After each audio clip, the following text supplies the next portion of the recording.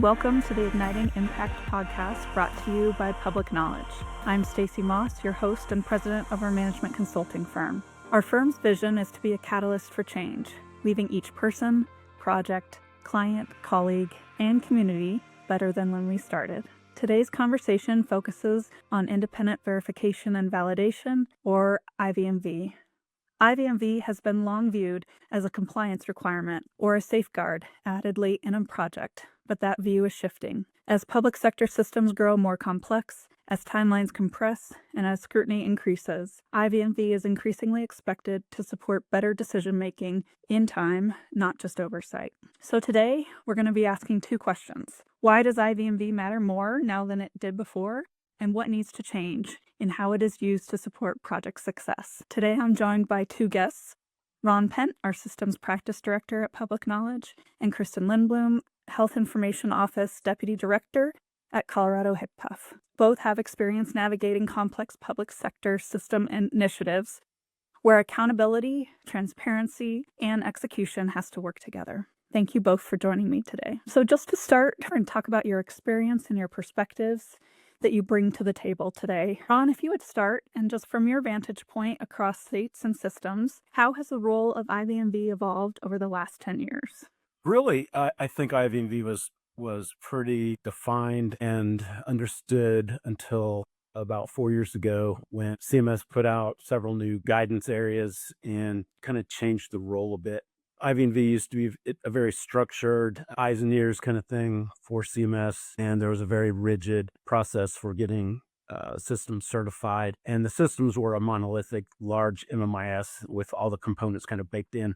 CMS really pushed for modularity and modernization, which broke apart the MMIS and also changed the way that they I would say per se, they used to require IV&V on risky projects or projects that rose to a certain level of risk. And they've kind of pushed the onus of deciding whether or not to use IV&V to the states instead of from the government, the federal government. And the whole role of IV&V has changed in the certification of those modules as well. It's less rigid, less structured, and it's more of a support role, if anything, right now.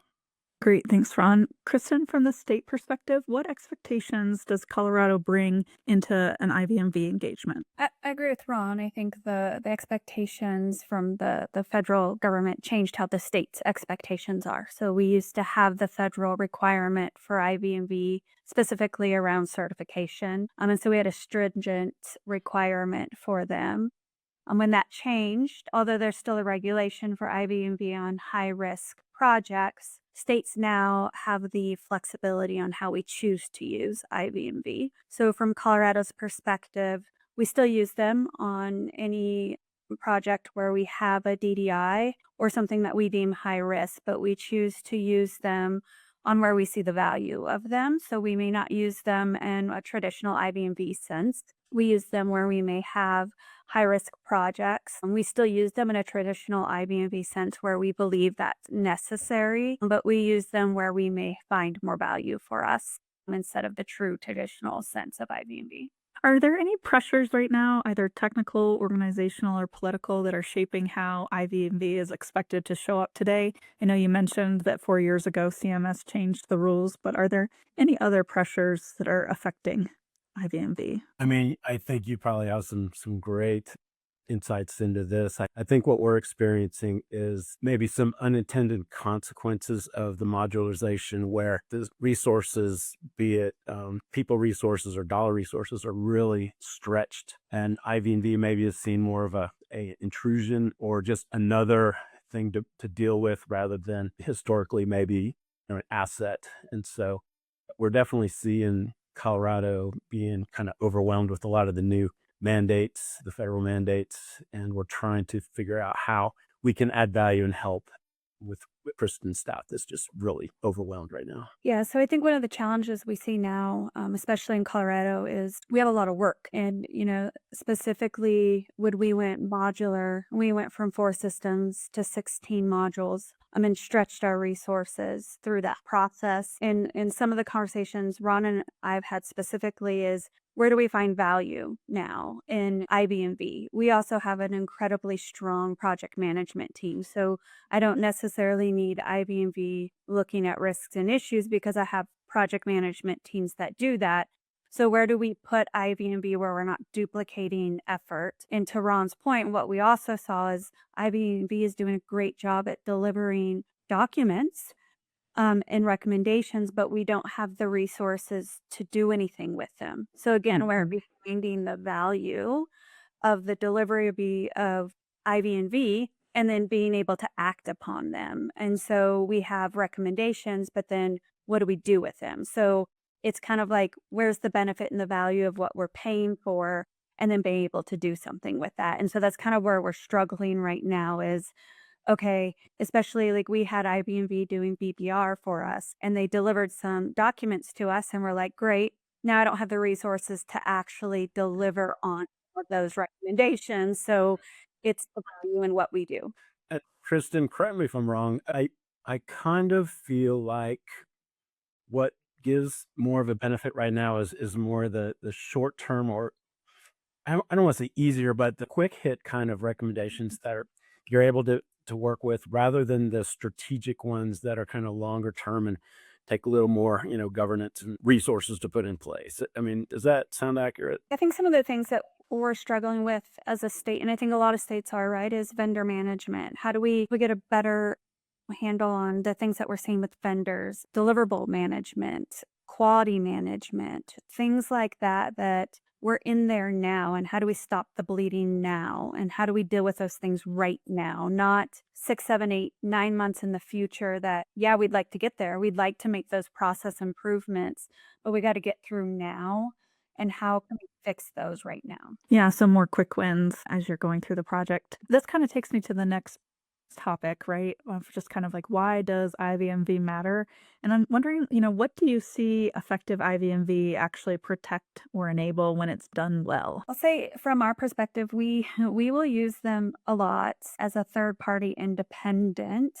And I'll tell my team a lot, use them as that independent evaluator. Because a lot of times when we're working really closely alongside a project with a vendor, it's always like, well, you're always telling me that. Or yes, I've heard that before. You get into this kind of partnership or relationship, and sometimes it's nice to have an outside voice come in and say, hey, or a lot of times I'll come to public knowledge and say, what are other states doing? What are other states experiencing that we can bring and say, hey, look, this is what's happening outside. And so we'll use that a lot as a help to kind of help us navigate some of the things or the challenges we're seeing, especially when we executed all of these contracts. We had a ton of upfront deliverables that needed to be done. And one of the things we really needed help with was reviewing a lot of those deliverables and kind of having IV&V do that first pass for us of like, does this even kind of hit the sniff test for us before we really get into the details of it, and doing that kind of first pass and clearing that for us before we even get into the real technical side of those things? That makes sense. Ron? Yeah, it almost sounds like we're the bad cop. As far as protecting and enabling, I love what Kristen's saying.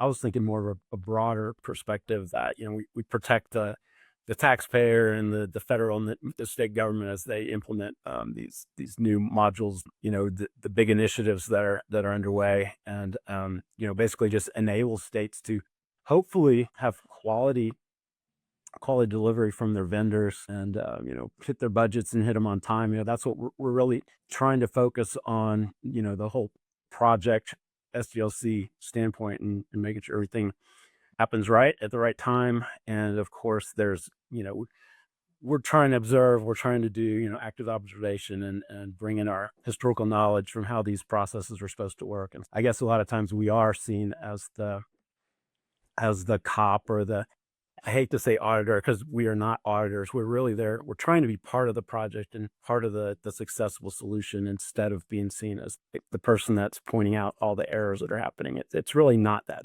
It's trying to help find where risks lie, where things might be deviating, where quality is suffering, and trying to course correct so that, we can be successful. Or I say we because I want to say that we're part of the team as well, but for the state to be successful. Yeah, so I mean, what we're really talking about is being a strategic partner, right? For states, and in its most simplified version, I always describe it. It's like making sure the state gets what they paid for, right? The states and feds get what they paid for. And Ron, you're exactly right, right? Within budget, within timelines, within scope. And that seems simple, but when you're talking about $1 million projects and systems, it's not, right? It's a lot more complicated. So okay, well, let's talk about the work that in Colorado more specifically, and I want to kind of focus on how IV&V has been and is functioning during the project.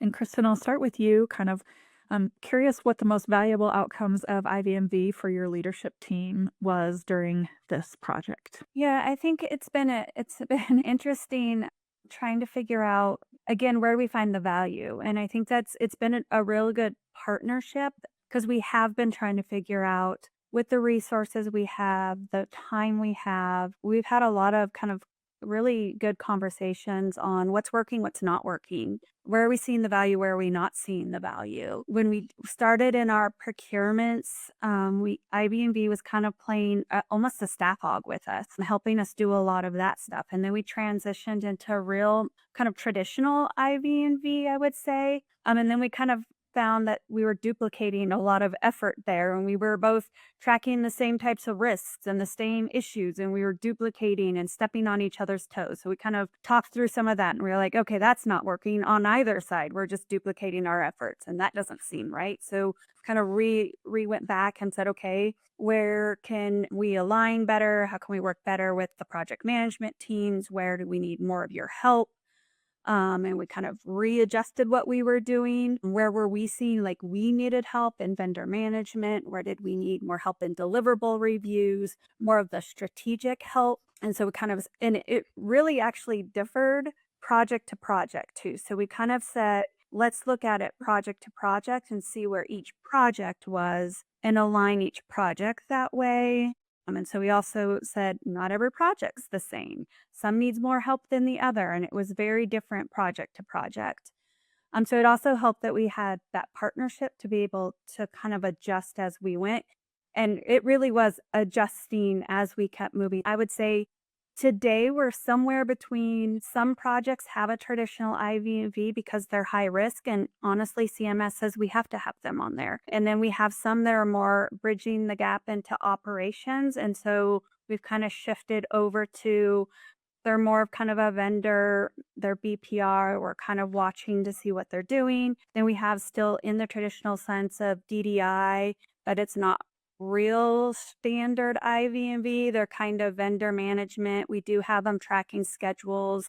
They're kind of helping in like testing, kind of watching some of that. And then we kind of have, okay, we're fully operational. Do we do more vendor assessment? They're in the BPRs, but we have, again, to Ron's point, staffing over there is trying to stabilize. So they don't have the time to do a lot of what Ron's team's trying to do.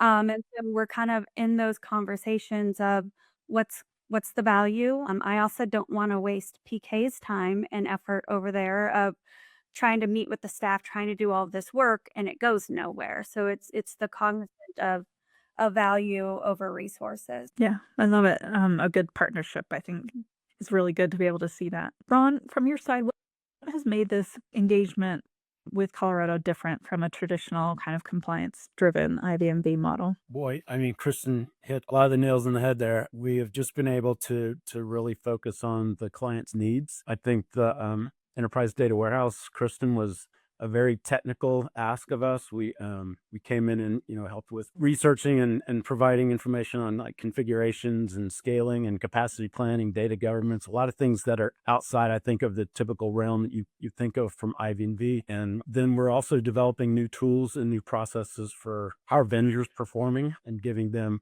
hopefully some quality feedback on what stakeholders in these projects think of the vendors and the quality and the schedules that they're supposed to be keeping to. So yeah, not only traditional IV&V like you see in a very CMS centric endeavor, but also very state focused efforts by us to try to show value and be a good partner with the state. This project with Kristen and HICPUF really lacks CMS oversight and reporting, really. Whereas we have other IV&V projects where we are still doing the basic reporting and collaboration with CMS on how projects are going. So that is also kind of a difference. We're really reporting straight to Colorado leadership and not necessarily to CMS in this engagement.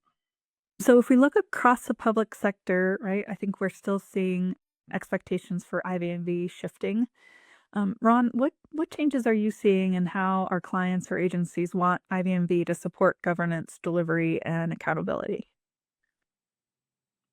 Well, I think states are looking for us to help them figure out how to adjust their governance, based on recommendations. And I think that's a key component too, is states are looking for not just risk assessments and saying, here's what's happening, but also why what's happening matters and how can we fix what's happening. So more of a strategic partner kind of thing that you're talking about. So Colorado and Kristen and Parrish, they're showing us that they are accountable, right? That they are the ones that want IV&V to come in and give them valid information so that they can work with their vendors and attack the risks and make sure their projects are successful. So that's what I think I see. Yeah. Kristen, how do you think agencies should approach IV&V differently going forward? I think they should use them as a strategic partner. A lot of times I'll come to Ron or even Colin and be like, hey, here's a problem we're trying to solve. I don't need to solve it on my own. Go out and ask. And you guys work across states. You have a lot of other partners. Rather than me spend my time and going and asking each individual state, can you go out and do this research for me? In a couple instances, we had CMS wanting us to change the cost allocation. We asked PK to go out and do some research on cost allocation for us and bring it back to us and let us know what their other states were doing around cost allocation. Another example was on our CBMS, which is our eligibility side of the house, are looking at changing kind of from going into more of a product operating model, which is changing their governance and kind of what other states have attempted to do this. I know states do an agile delivery, but not necessarily product centric. And if they've attempted it, how did it work? How did it not work? Right? Like using them to do some of that strategic research for us. I know PK does a lot of that alternative analysis around procurement and stuff like that. And that's how people think of them. But there's other things that I don't have the time to go out and research, right? And using you to kind of do some of that and using your clients that you guys work with to go out and do that research. I think a lot of times we just think of IV&V as you sit in our projects in our meeting and listen, and you guys do that, but you also are working with states and picking up on the other things that they're doing and kind of using all of our vendors and everything that we have out there to our abilities and using that to our advantage. So, Kristen, if you think about kind of lessons learned and looking back over the project, is there any advice that you would give your peers, a state that's maybe preparing for a large system initiative that's similar to yours? Kind of what would you advise them? Don't be afraid of IV&V. I think states still are like, IV&V is a bad name. I think everybody got afraid of them and they don't want to use them now that they don't have to.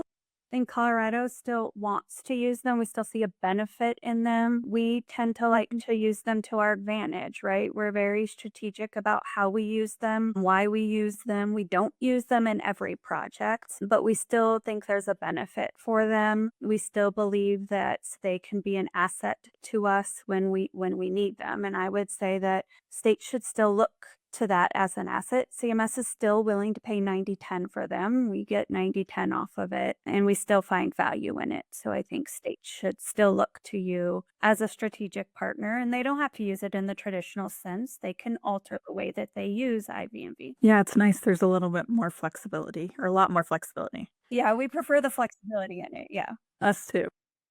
And I think, yeah, Ron brought it up. Like if you use IV&V, you do not have to report to CMS. We do not, like Ron said, we do not report to CMS IV&V's findings. We don't have to. And I think states are also afraid, like if you guys do your monthly reports, do they have to report them to CMS? And the answer is no, we don't have to. And I don't know if that's why they're afraid.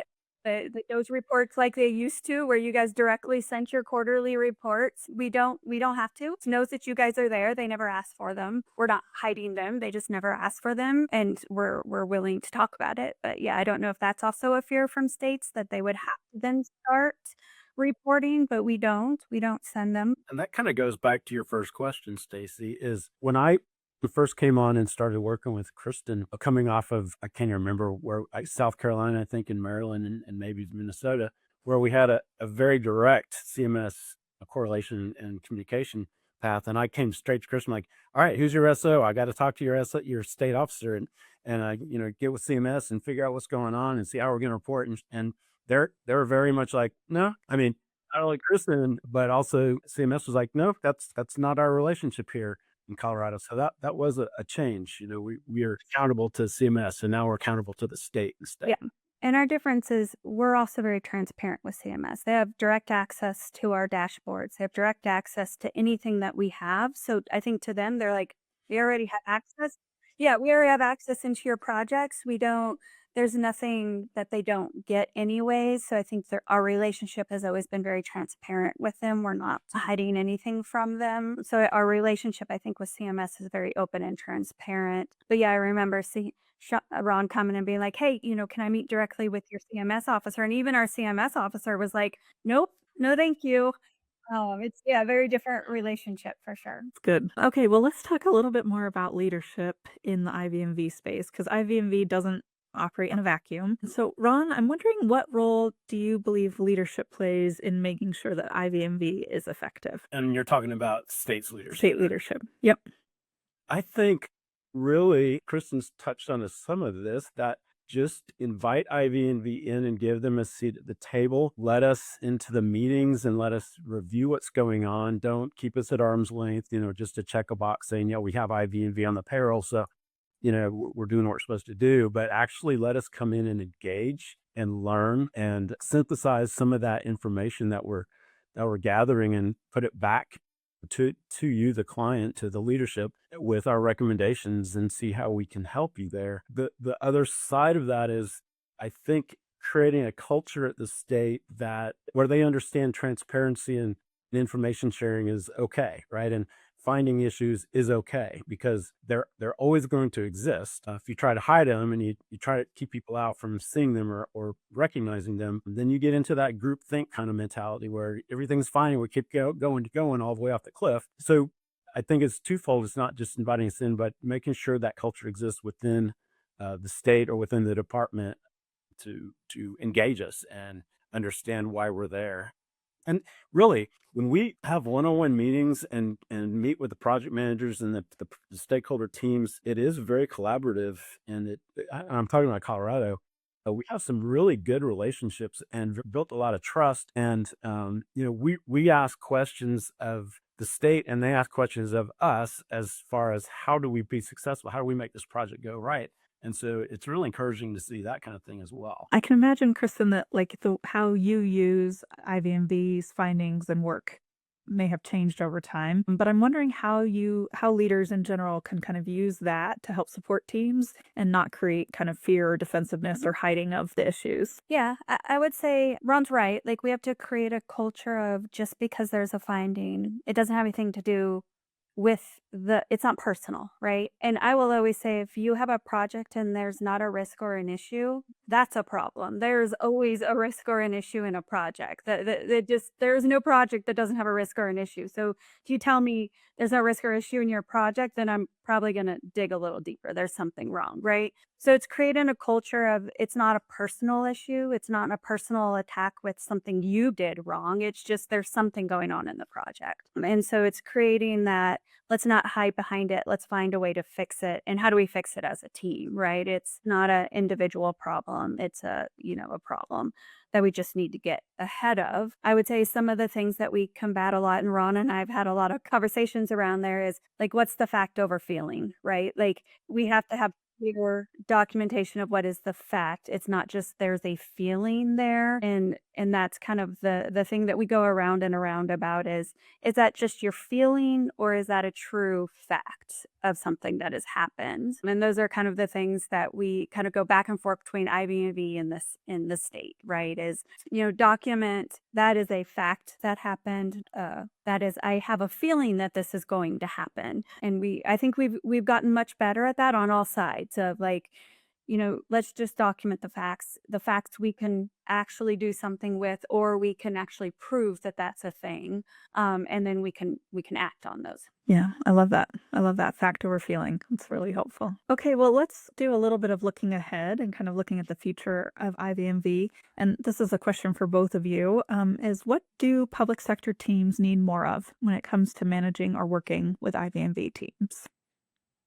I heard trust. What else? I think we've talked around this subject a lot, right? What do we need more of? Yeah, it's trust, it's involvement. It's not just looking at the what, but looking at the why does that matter and how do we correct it? It's looking at state leadership and saying, do you want to address this risk? Is this just something you're going to accept and move forward? So I think if we kind of rewound what we had said, a lot of the topics we've already covered, it's that's what it is. And partnership and just transparent communication. I mean, Kristen can call me up and I feel like I can do the same at any point. And we talk about things like this. And to Kristen's point a second ago about fact over feeling, we take those challenges very seriously because myself and my staff know that we're not going to be acting on feelings. If we're going to give you a finding or if we're going to talk about something, it has to be fact-based. And I want to say sometimes where maybe the feeling aspect of it comes in is if we have an experience or if we've seen this before and we see that it's going a certain way, you might have a feeling, oh my gosh, it's going to happen like that again. But we need to go back and provide what actually happened and why it happened and bring in the facts of that as we try to be predictive, right? And show potential things happening down the road instead of calling it a feeling, but calling it predictive based on historical facts or something like that. Anyway, I didn't mean to deviate from the question, but that just kind of. No, that's great. And I think it's important, right? It's important that IV has lessons learned and can predict and kind of see things coming that's based in reality and fact. So, Kristen, anything that you would add? I think a lot of the stuff that we're talking a lot with public knowledge now and IV&V in general is how do we get to more quantitative data, right? Less words, more quantitative. And I think one of the things that states struggle with a lot is even when you have findings or you have risks, we know they're there. We see them too, and we know, like, but we struggle with how do we fix them, right? And it's not that we don't want to. A lot of it's resource constraints, or we don't have the things necessary to fix them. So it's maybe some of that future is how do we partner together to fix them instead of just the findings? What are the next steps to work towards those things? And more of like, what's the future? What are the tools that we can use now? Future tools of like AI, all of those other future things that can help states be more predictive, doing all of those things now that may be helpful for states as they move through some of that stuff. We had a really good conversation yesterday with Ron and team on, how do we transition some of those monthly reports to more quantitative reports so that we can act faster, quicker, and be more agile and being able to fix those things rather than waiting a full month to address some of those things. So it's like, how do we get quicker, faster, and use more quantitative data? And then we get away from feelings, right? Because it's not just PK and IV&V's feelings, it's also the state's feelings. They have feelings too. And I'm like, I know you have feelings about findings, but also what's the data behind the findings too? Like everybody has feelings, but what are the actual facts behind it? And then how do we fix it? Yeah, and I think what you're talking about, Kristen, is what excites me about the opportunity of IV&V changing, right? So that it's more of a look forward and less of a look back, because it's not super helpful if it's already happened to be reporting on it and being like, tattle. But to be able to talk, in time, in real time, or even talking about what's coming in the future is super valuable. And I think that flexibility is going to allow us to make some big changes, right? What IV&V can bring to the table and bring to a project and what states need. Yeah. All right. Well, thank you both for sharing your insight and experience today. IV&V really matters because execution matters, not as a checkbox and not as an afterthought, but as a disciplined way to support better decisions in complex environments and complex systems. It's been a privilege to be here with you both today, to connect, to learn, to grow, and to share. Until next time.